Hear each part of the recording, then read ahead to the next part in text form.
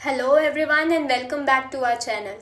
Today we are going to start a new series of philosophy, specially for the prelims. तो बिना time waste करे let us move to our first topic which is Jainism. सबसे पहले ये जानना ज़रूरी है कि जैनिज़्म वर्ड कहाँ से आया है. जैनिज़्म जो टर्म है वो एक टर्म से आया है जिसका नाम है क्या, जिना. जिना मतलब होता है क्या, कनक्यूरर. अब कनक्यूरर अगर आप हिंदी में इसका मीनिंग देखेंगे तो इसका मीनिंग है विजेता. तो किस चीज़ पर इन्होंने जीत प्राप्त कर ली है या फिर ये किस चीज़ के विजेता हैं, तो ये अपने पैशन के, अपने डिज़ायर के क्या हैं, विजेता. इसका मतलब जिन्होंने मोह माया को त्याग दिया हो, राग द्वेष को त्याग दिया हो और उन सब पर क्या कर दिया हो, एक जीत प्राप्त कर ली हो, उनको कहा जाता है क्या, जिना. अगर हम लोग नेक्स्ट हम देखते हैं जो कि है क्या, परस्परोपग्रहो जीवानाम. इसका मतलब ये कि जो जैनिज़्म की जो फिलॉसफी है वो किसके ऊपर में स्ट्रेस करती है, नॉन वायलेंस और साथ ही साथ इकोलॉजिकल हार्मनी. इसका मतलब ये कि पूरा का पूरा जैन एथिक्स और जो जैन डॉक्ट्रिन है वो किसके ऊपर में बेस्ड है, अहिंसा, और साथ ही साथ किसके ऊपर में, अनेकांतवाद. अब हम आगे देखेंगे जैनिज़्म के बारे में. तो देखो हम लोग जो है इसी तरीके से आगे पढ़ने वाले हैं. सबसे पहले हम लोग देखने वाले हैं जैनिज़्म की कोर फिलॉसफीज़ क्या है. तो कोर फिलॉसफी की बात करते हैं तो इसमें है क्या, अहिंसा. अहिंसा मतलब क्या, हर किसी को पता है कि अहिंसा का मतलब होता है non violence to all the life. जितने भी जीव जंतु हैं, जितने भी प्राणी हैं, उन सब के तरफ क्या होना, नॉन वायलेंस. लेकिन क्या सिर्फ और सिर्फ जैनिज़्म फिजिकल नॉन वायलेंस की बात करता है, तो बिल्कुल नहीं. जो जैनिज़्म है वो बेस्ड है फिज़िकल, वर्बल और मेंटल. इसका मतलब ये मन से, वचन से और काया से जब आप अहिंसा को फॉलो करते हो, नॉन वायलेंस को प्रैक्टिस करते हो, तब वो क्या कहलाता है, रियल मायने में अहिंसा कहलाता है. जो बेस्ट फिलॉसफी या फिर कहना चाहिए जो मेन फिलॉसफी है जैनिज़्म की वो है क्या, अनेकांतवाद. अनेकांत, अनेकांत का मतलब ही होता है क्या, मल्टीपल. ठीक है, तो इस फिलॉसफी को क्या बोलते हैं, मैनी साइडेडनेस ऑफ रियलिटी. ठीक है, अब देखो मैनी साइडेडनेस ऑफ रियलिटी से आपको क्या समझ में आ रहा है कि रियलिटी जो है वो सिर्फ और सिर्फ एक फॉर्म में नहीं होता, लेकिन वो मल्टीपल फॉर्म्स में होता है. तो इसको अगर आपको समझना है तो best way to understand the Anekantavada is a example of coin. अब कैसे कॉइन, अगर आप कॉइन को देखेंगे तो उसके दो पार्ट्स होते हैं, एक होता है हेड, दूसरा होता है टेल. तो जो हेड, अगर आपके सामने में कॉइन रखा जाए तो you are only able to see one part of the coin. मतलब कि या तो आप हेड देख पाएंगे या तो आप टेल देख पाएंगे. लेकिन आप जो है एक ही पर्टिकुलर टाइम में दोनों पार्ट्स को देख सकते हैं क्या, तो बिल्कुल नहीं. तो यही इस फिलॉसफी का मेन बेस है कि अनेकांतवाद मतलब मैनी साइडेडनेस ऑफ रियलिटी, कि रियलिटी के बहुत सारे एस्पेक्ट्स हैं और आप जो हो हर एक एस्पेक्ट को नहीं देख पाते हो.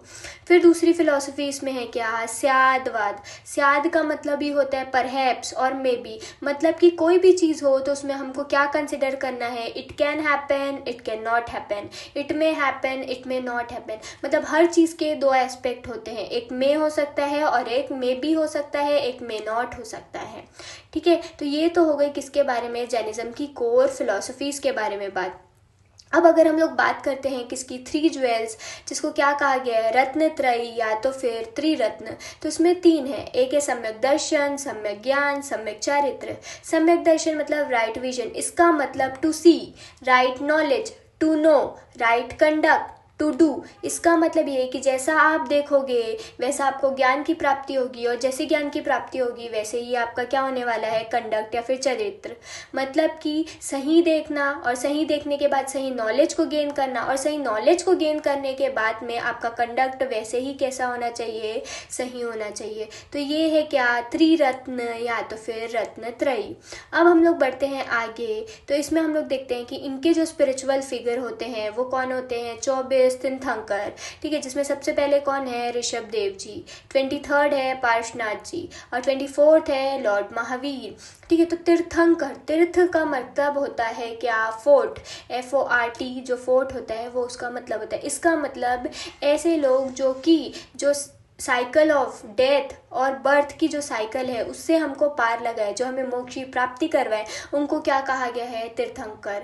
अब यहाँ पे एक टर्म है क्या? केवलिन्स। केवलिन्स मतलब जो प्योर सोल होते हैं, जिन्होंने राग द्वेष मोह माया सबको त्याग दिया हो, जो इन सब से ऊपर हो, और साथ ही साथ जो है साइकिल ऑफ बर्थ और रिबर्थ को जो क्या कर चुके हों, क्रॉस कर चुके हों, उनको क्या कहा जाता है? केवली कहा जाता है।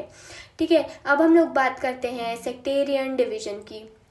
तो दो प्रकार के डिवीजन है, एक होते हैं दिगंबर, एक होते हैं श्वेतांबर। दिगंबर मतलब स्काई क्लेड, स्काई क्लेड मतलब जो कैसे रहते हैं? जो नेकेड रहते हैं। ठीक है, दिगंबर के जो गुरु महाराज होते हैं वो कैसे रहते हैं? वो नेकेड रहते हैं। ठीक है, उनके बारे में बोला गया। और दूसरा, ये बिलीव करते हैं कि women must be reborn as man, मतलब विमेन को मैन के रूप में रिबॉर्न होना होगा, क्यों? मोक्ष की प्राप्ति के लिए। तो इसके पीछे भी रीजंस हैं। इनके ऐसा माना जाता है कि जो ओरिजिनल टेक्स्ट है वो क्या हो गया है? लॉस्ट हो गया है। ठीक है, यहाँ पे एक इंस्टेंस आता है किसका? फेमाइन का। ठीक है, भद्रबाहु और स्थूलभद्र की यहाँ पे एक सिनेरियो यहाँ पे आता है। ठीक है, फिर उसके बाद क्या है? अपने श्वेतांबर। श्वेतांबर, अगर हिंदी का वर्ड है श्वेत, श्वेत मतलब होता है सफ़ेद, तो ऐसे याद रखेंगे कि श्वेतांबर सफ़ेद मतलब जो होंगे क्या? White clad. और ये बिलीव करते हैं कि वुमेन जो है वो क्या करते हैं? मोक्ष को अटेंड कर सकते हैं। और इनके जो स्क्रिप्चर्स है वो कैसे प्रिजर्व किए गए हैं? आगम के फॉर्म में क्या किए गए हैं? तो भैया प्रिजर्व करके रखे गए हैं। फिर उसके बाद आते हैं हम लोग किसमें? पंच महाव्रत या फिर 5 वोज, जो कि क्या है? अहिंसा, सत्य, अस्तेय, ब्रह्मचर्य और अपरिग्रह। नाम से ही क्लियर है, नॉन वायलेंस मतलब मन वचन काया से अगर वायलेंस ना किया जाए तो वो होता है नॉन वायलेंस। सत्य मतलब हमेशा सच बोलना।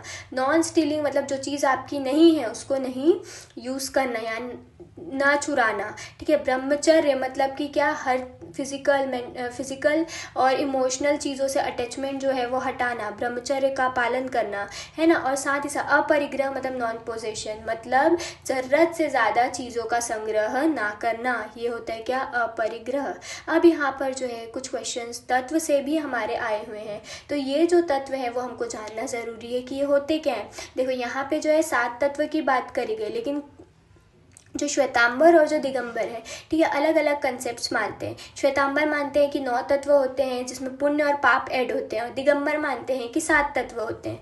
ठीक है, तो ये तत्व में क्या है? जैसे कि नाम से क्लियर है, जीव। जीव मतलब सोल जो कि लिविंग बींग होगा। ठीक है, अजीव नॉन सोल मतलब नॉन लिविंग थिंग। ठीक है, अश्रव, अश्रव मतलब इन्फ्लक्स ऑफ कर्म, कर्म का आपकी बॉडी के अंदर में आना, उसको हम लोग क्या बोलते हैं? अश्रव। ठीक है, बंध, बंध मतलब कि बॉन्डेज, बॉन्डेज बन जाना, कर्मों का बंधन होना। ठीक है, संवर, संवर मतलब क्या होगा? स्टॉपेज ऑफ कर्म, मतलब कि एक टाइम के बाद में जब स्टॉपेज हो गया है आपके बॉडी में कर्म का, तब उसको क्या बोलते हैं? संवर। निर्जरा, निर्जरा मतलब कि ऐसे कर्मों को हटाने के लिए आप क्या प्रैक्टिसेस करते हो, उसको बोलते हैं क्या? निर्जरा। और फिर क्या है? मोक्ष की प्राप्ति। मोक्ष की प्राप्ति मतलब ultimate goal of the life, liberation. ठीक है, तो ये तो हो गए किसके बारे में? तत्व।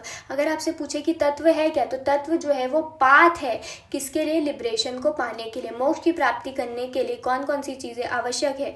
लॉ ऑफ कर्म भी इसी के अंदर आता है, किसके अंदर? तत्व। और ये हमेशा याद रखेंगे कि तत्व जो है वो ओरिजिनेट भी होगा, डिके भी होगा और परमानेंट भी रहेगा। मतलब कि वो एक फॉर्म से दूसरे फॉर्म में ज़रूर बदलेगा, लेकिन उसका जो मेन एसेंस है वो हमेशा क्या होगा? कंटिन्यू होगा। मतलब तत्व can be originated, can be decade और कैन बी परमानेंट। मतलब ये तीनों क्या है? कैरेक्टरिस्टिक है आपके तत्व की। फिर हम लोग बात करते हैं एपिस्टेमोलॉजी। एपिस्टेमोलॉजी मतलब कि जैनिज्म की एपिस्टेमोलॉजी क्या है? नॉलेज का सोर्स क्या है? तो 2 नॉलेज का सोर्स है, एक डायरेक्ट है, दूसरा इनडायरेक्ट। डायरेक्ट में क्या है? देखो, मति ज्ञान, श्रुत ज्ञान। इनडायरेक्ट में क्या है? अवधि ज्ञान, मनपर्य ज्ञान और केवल ज्ञान। अब यहाँ पे हम लोग बात करेंगे कि डायरेक्ट किस फॉर्म में डायरेक्ट है। तो देखिए, डायरेक्ट मतलब कि जब आपके सेंसरी ऑर्गन्स जो है वो काम करते हैं, वो कांटेक्ट में आते हैं, ठीक है, तब उसको हम लोग क्या कहते हैं? डायरेक्ट। और इनडायरेक्ट मतलब कि एक्स्ट्रा ऑर्डिनरी, है ना, जिसमें सेंसेस अगर नहीं भी काम कर रहे हैं, मतलब ज़रूरी नहीं है कि सेंसेस के थ्रू ही वो चीज़ हो। ठीक है, जो एक्स्ट्रा ऑर्डिनरी पावर होते हैं वो होते हैं क्या? इनडायरेक्ट। तो देखो, मति ज्ञान मतलब सेंसरी नॉलेज, माइंड के द्वारा, सेंस के द्वारा। श्रुत ज्ञान मतलब कि स्क्रिप्चर के थ्रू। अवधि मतलब कि अक्रॉस टाइम एंड डिस्टेंस में आप उस चीज़ को सेंस नहीं कर रहे हो, लेकिन फिर भी आपको उस चीज़ के बारे में पता है। मन पर रहे हैं मतलब टेलीपैथी, मतलब एक इंसान को सामने वाले इंसान के बारे में पता है, ठीक है, वो क्या थॉट प्रोसेस है उसका वो पता है, उसके मन में चल रहे हर हालात के बारे में उसको पता है। फिर केवल ज्ञान तो हमने बात कर ली थी, क्या है वो, ओमनीसेंस, मतलब कि प्योर फॉर्म, ठीक है। फिर देखिए ये तो हो गई हमारे जैनिज़्म के बारे में बात। हम लोग इसी तरीके से आगे भी अपने लेक्चर्स को कंटिन्यू करने वाले हैं, ठीक है। प्लीज़ आप अपने कमेंट सेक्शन में ये चीज़ ज़रूर बताएं कि आपको ये अच्छा लग रहा है कि नहीं। ये तो अभी तक के हमने बात कर ली जैनिज़्म के बारे में। अब हम देखते हैं कि इससे किस टाइप के क्वेश्चंस आते हैं और कैसे हमारे नोट्स जो है वो आपके लिए फ्रूटफुल हो सकते हैं। तो सबसे पहला क्वेश्चन 2018 का आया है कि who accepts only perception, perception को कौन मानता है, ठीक है।